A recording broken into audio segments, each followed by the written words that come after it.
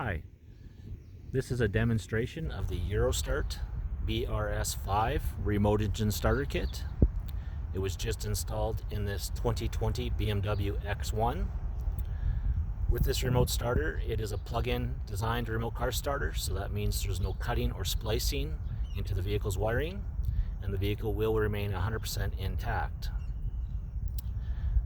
With this car starter, you have three options for remote starting the vehicle. You could use long-range two-way remote controls, you can use a smartphone interface, or you can use the factory key fob, which I'll demonstrate now.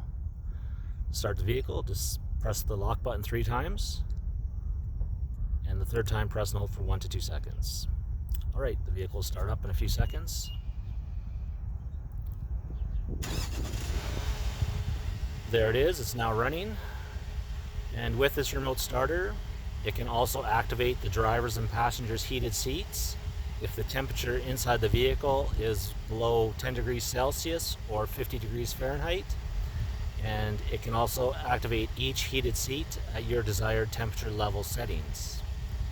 The remote starter will run for 15 minutes, and if you want to turn it off before that, simply just press the unlock button and then the lock button again. Alright, thanks for watching.